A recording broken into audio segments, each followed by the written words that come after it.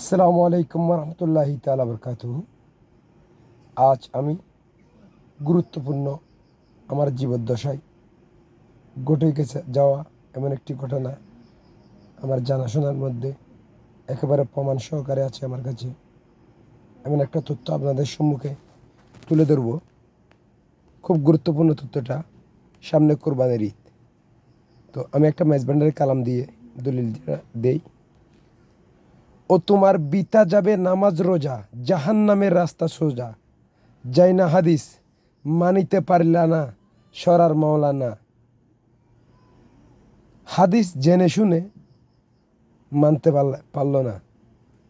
তো তার প্রসঙ্গে যদি আমি উত্তর দিতে একটু সময় লাগবে, আপনারা একটু সময় নিয়ে ভিডিওটা দেখার চেষ্টা করবেন।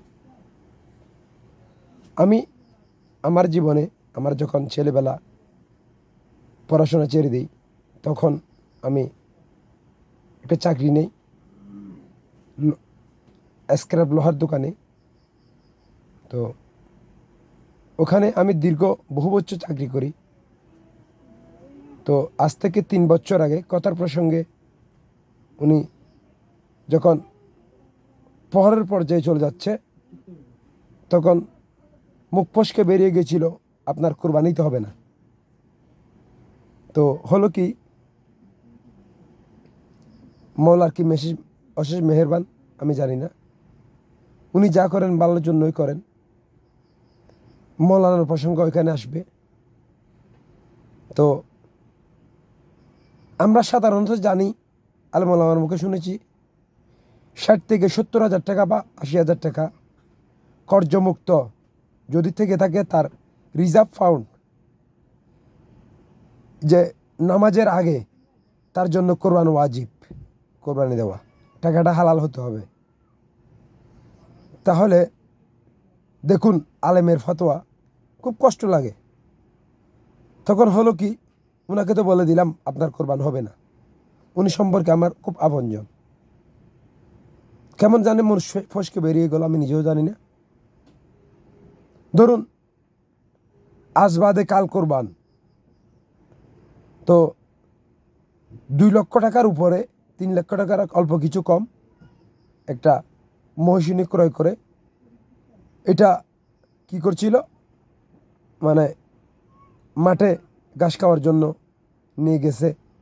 যখন সন্ধ্যা হলো, বাড়ির সামনে এনে গাছের মধ্যে বেঁধে রাখবে, এমনি মুহূর্তে দিল দৌড় দিয়ে পালিয়ে গেল। তাহলে চলে গেছে আল্লাহর হুকুম, এটা আল্লাহর ইচ্ছা। আল্লাহ যাহা করেন ভালোর জন্য করেন, এটা বিশ্বাস রাখতে হবে, এটা ঈমান। যদি আপনার সামর্থ্য থাকে, অবশ্যই আপনি আরেকটা কোরবানির জন্য গরু কিংবা মহিষ সাধ্যমতো ক্রয় করুন। আপনার অর্থের ব্যাপার আপনি জানেন। তো হলো কি, উনি এই কসাইকে কন্ট্যাক্ট দিয়ে দিল মহিষটা ধরার জন্য। তো মহিষটা এমন সময় পেল, কোরবানির টাইম পের হয়ে গেল। তখন আলেমের কাছ থেকে ফতোয়া নিতে গেল।